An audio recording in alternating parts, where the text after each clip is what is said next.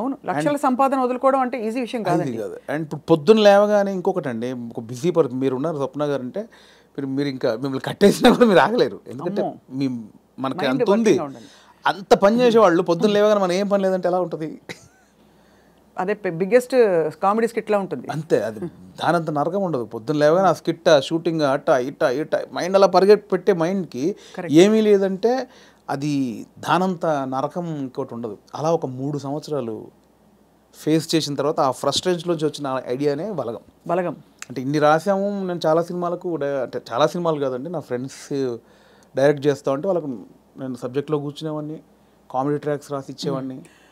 And సినిమాలో మేము comedy cinema shooting చేస్తూ ఉంటే ఏదైనా మనం ఇంప్రూవ్ చేసిన పంచ్ ఉంటుంది, అది స్క్రీన్లో చూస్తే పేలింది అంటే నాకు ఆలోచించే ఉంది. ఇప్పుడు స్కిట్లు నేను ఆల్మోస్ట్ ఒక 100 స్కిట్లు రాసా, వర్కౌట్ అయినా చాలా. అంటే నా ఆలోచన నుంచి పుట్టినాయి కదా. సో నాకు నేను ఎందుకు చేసుకోకూడదు అంటే, ఇప్పుడు ఒక అవకాశం ఒకరు ఇస్తారు, డెఫినెట్లీ అందరు ఇస్తేనే ఇక్కడ దాకా వచ్చాను. బట్ ఇప్పుడు ఇంత మనకు ఒక నాలెడ్జ్ వచ్చిన తర్వాత కూడా వెయిట్ చేయడం ఎందుకు అనేది ఆ 3 సంవత్సరాలు వచ్చిన ఇది. అక్కడ సరే నేనే హీరోగా చేసుకుందాం, నేనే రాసుకుందాం, నాకు ఒక కథ రాసుకుందాం, నన్నే ఇలా ప్రజెంట్ చేసుకుంటే దాన్ని చూసి వేషాలు వస్తాయి మళ్ళీ అనే దాంట్లో నేనే ఒక పాయింట్ అనుకుందామని స్టార్ట్ చేసిన జర్నీ. ఒక 3-4 పాయింట్లు అనుకొని అవన్నీ రెగ్యులర్గా ఉన్నాయి. ఇలా అయితే నన్ను ఎందుకు చూస్తారు? చాలామంది అలా వస్తున్నారు కదా. నన్ను చూడాలంటే మళ్ళీ నేను కొంచెం బ్యాక్వర్డ్ అయి ఉన్నాను. ఇప్పుడు నన్ను కొత్తగా చూడాలి, కంప్లీట్ ఆపోజిట్గా చూడాలి. అది ఏం చేయొచ్చు? చాలా సాహసోపేతమైన అది. అలా ఏం చేయొచ్చు అన్న పుట్టినప్పుడు థాటే ఒక చావులో ఎలా ఉంటుంది అంటే, నేను మా నాన్న జరిగిపోయినప్పుడు ఉన్న సిచ్యువేషన్స్ అన్నీ ఫనీగా చూసా. ముందు ఎమోషన్ కాదు, అది ముందు ఫనీగా చూశాను. అంటే ఇప్పుడు తెలంగాణలో ఏంటంటే చేదునూరు అని ఉంటుంది. అంటే చుట్టం చూపు వాడు వచ్చినప్పుడు వాళ్ళని ఓదార్చిన తర్వాత చేదునూరు అనేది ఉంటుంది.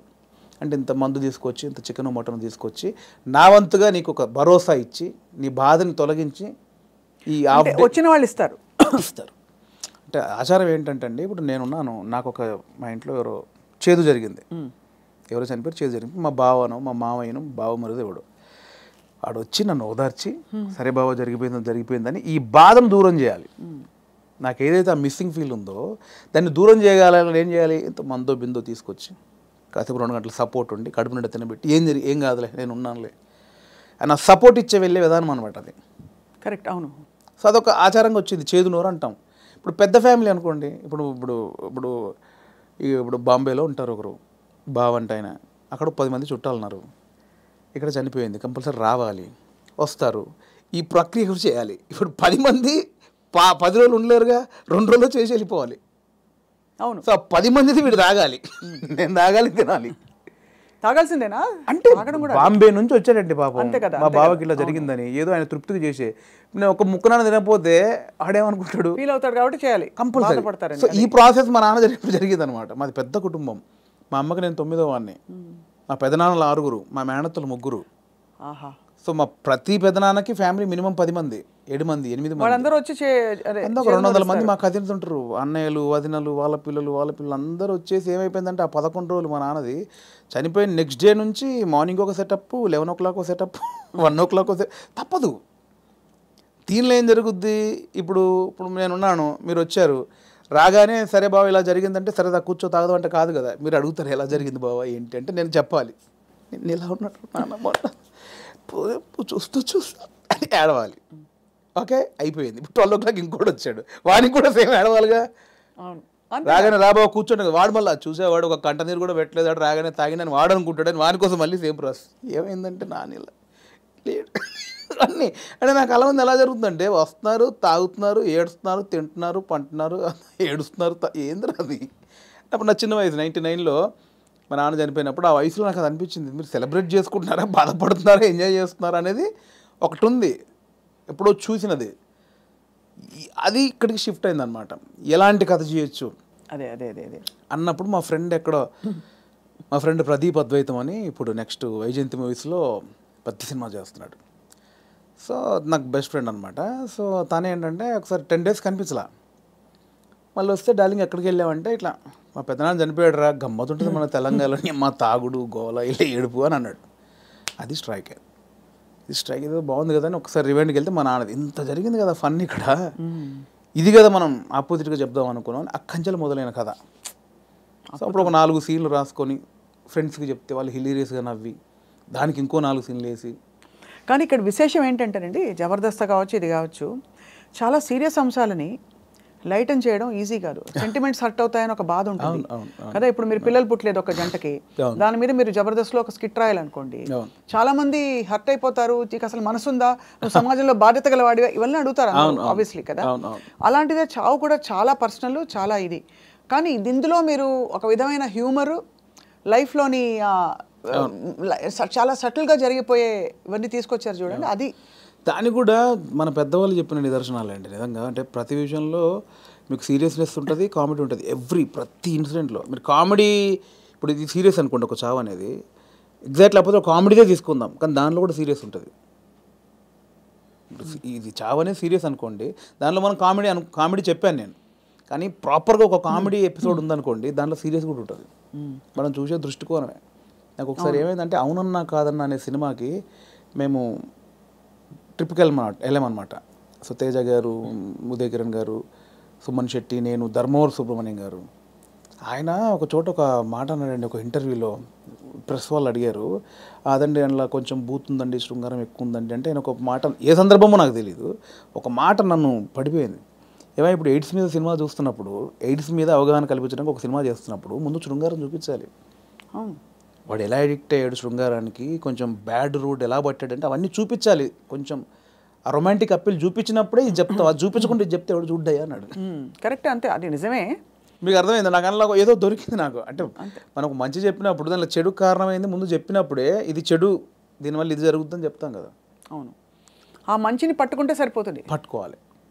అదే దానికోసం ఇవన్నీ తప్పదు, మేకప్ చేయడం తప్పదు. పలకం కూడా అంత, నేను రాగానే కుటుంబాలు కలుస్తాయంటే ఎవరు చూడరు. కుటుంబం కలవాలి అంటే సోది అనుకుంటారు. దానిలోనే మనం ఏం చేయొచ్చు, ఎలా చెప్పొచ్చు అనేది. కానీ ఎంత సూక్ష్మమైన ప్రయాణం మీలో జరిగిపోయింది చూడండి. మీ ఎదుగుదల ద్వారా ఎన్ని విషయాలు మీరు గ్రహించుకున్నారు. మీకు ట్రైనింగ్ లేదు, బ్యాక్గ్రౌండ్ లేదు. అంటే యూజువలీ నేను ఐఎమ్ ఫ్రమ్ థియేటర్ అని చెప్పుకుంటారు చాలామంది. మీకు సినిమానే అండి, నేను థియేటర్, నేను సినిమా షూటింగ్లో చేసినప్పుడు cinema is your learning platform, అంతేనా? అండ్ నాకు ఏదైతే వచ్చిన గ్యాప్ ఉందో అదే ఇప్పుడు నా సక్సెస్కి లీడ్. అది అయితే మీ పైసలన్నీ మాకు ఇస్తారా? లేవు, ఎక్కడి ఆ 3 సంవత్సరాలు ఎలా బతికారనుకుంటారు? అంటే ఇప్పుడున్న పైసలు ఇచ్చేస్తే మాకు, అప్పుడు మళ్ళీ మీరు కూర్చుని 3 సంవత్సరాలు ఆలోచిస్తే, 3 సంవత్సరాలు కాదు, ఈసారి మీకు 3 నెలలు ఇస్తున్న టైం. అంటే దేవుడికి ఒకటి ఉంటుందండి, దేవుడు ఒకటిసారి ఇస్తారు అనమాట. అస్తమానం అదే అంటే ఇవ్వడు, ఉన్నే లాక్కని బయలుదేరి అంటాడు. ఒకటేసారి ఇచ్చాడు, ఇక దాన్ని జాగ్రత్త పడాలి. మళ్ళీ 3 సంవత్సరాల గ్యాప్ ఉంటే రాదు ఇప్పుడు, అంతే కదా, రానివ్వరు కూడా. ఇప్పుడు ఇంకా మీరు ఇంకా మిమ్మల్ని తీసుకెళ్ళి జీవితం పెట్టేశాను అక్కడ ఫిల్మ్ ఫేర్. అంటే మీరు ఎంత కోల్పోయి you got the lady home. అంతే కదా, అందుకే నేను లేడీ అంటే తెలుసు కదా, చాలా తెలుసు, చాలా మందికి తెలుసు. సరే, బ్లాక్ లేడీని తీసుకొచ్చుకున్నారు. అదే ఆ మెట్లు ఎక్కుతున్నప్పుడు కానీ, అది చేతిలో ఉన్నప్పుడు కానీ, నేను అంటే చాలా ఇంటర్వ్యూలో మాట్లాడే మనకు భయం అయ్యేది బేసికల్గా స్టేజ్ మీదకి వెళ్ళి మాట్లాడాలంటే. కానీ ఆ రోజు ఎందుకో చిన్న లోపల షివర్ అయిపోతూ, నమ్మలేని విషయం కదండి. ఎవరికి అంకితం ఇచ్చారు, ఏమైనా చెప్పారు అట్లాంటివన్నా? అంకితం లేదండి. అంటే ఇది అంకితం ఇవ్వాలంటే తెలుగు ప్రేక్షకులు ఇవ్వచ్చు, అది అంతే, తెలుగు ప్రేక్షకులకు ఇవ్వచ్చు, అండ్ నా వైఫ్కి ఇవ్వచ్చు. ఎప్పుడు పెళ్ళైంది వేణుగారు మీకు? నాకు 2009, అంటే బిఫోర్ జబర్దస్త్. బిఫోర్ జబర్దస్త్. మీ పెళ్ళైన తర్వాత మీ లైఫ్ జబర్దస్త్గా మారింది, అంతేనా? ఇందులో 2 అర్థాలు ఉన్నాయి. అందరికీ అంతే మారింది. మేడం గారు పాప నన్ను చూసి తిట్టుకుంటారేమో. మేడం గారికి కంగ్రాచులేషన్స్ చెప్తున్నాను. మీ వైఫ్ పేరండి? శ్రీలత. శ్రీలత గారికి కంగ్రాచులేషన్స్, మీ వారు సాధించి ఛేదించి చూపించారు. అది డెఫినెట్లీ నా వైఫ్ సపోర్ట్ 101% ఉందండి. ఈ 5 years జర్నీలో నేను ఏది పట్టించుకోలేదు బేసిక్గా. అవునా? ఏది పట్టించుకోలేదు ఇన్ సెన్స్, అంటే డబ్బు ఉండగానే అన్ని కాదు. ఇది ఒక్కటి కట్ చేసి మేము thumbnail పెడితే ఏముంటుంది? మా వైఫ్ నన్ను ఈ 5 ఏళ్లలో అస్సలు పట్టించుకోలేదు. మీరు ఏదైనా పెట్టొచ్చండి, నేను అడిగింది మీరు పెట్టరు, నేను వద్దన్నది మీరు ఆపరు. జోక్ నాకు అంటే మిమ్మల్ని చూస్తే మా అందరికీ జబర్దస్త్ స్ఫూర్తి వచ్చేస్తుంది అనమాట. నా వైఫ్ సపోర్ట్ 100% ఉంది. తను నాకు ఎక్కువ బర్డెన్ ఇవ్వలేదు, పిల్లల విషయంలో కానీ ఫ్యామిలీ విషయంలో కానీ. నన్ను అర్థం చేసుకుంది పాపం. చాలా అవసరం కదండి ఎందుకంటే ఏ సినిమాలు అంటావేంటి, ఉద్యోగం చేసుకోక అని అనే వైఫ్స్ ఉంటారు, లేదు వచ్చిన పని చేసుకోవచ్చు కదా అని అనేవాళ్ళు ఉంటారు. అంటే ఈ ఇప్పుడు అబ్యూజువల్ సినిమా ఫీల్డ్ మీకు తెలుసు, నిద్ర పట్టదండి బేసిక్గా.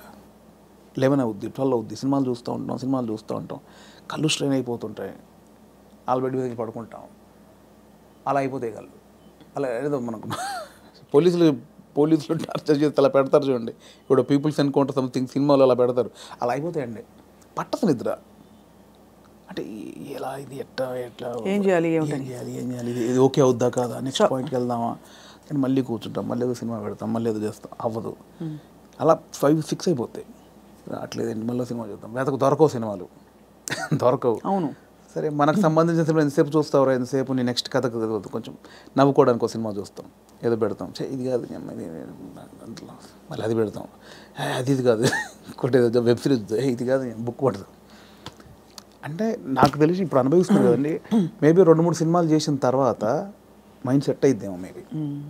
దీన్ని అంటే వర్కే లైఫే అనేది నాకు తెలిసి కొంచెం ఎక్స్పీరియన్స్ తర్వాత నాకు అలవాటు అవుతాం. ఇప్పుడేమో ఎంతసేపు ఇంత ప్రేమించారు, ఇంత గౌరవించారు, మంచిది చెప్పాలి, చెప్పకపోతే గౌరవం పోద్దేమో. నువ్వు జెన్యున్ ఫీలింగే, బట్ అంటే మీరు హ్యాండిల్ చేయాలి కదండి.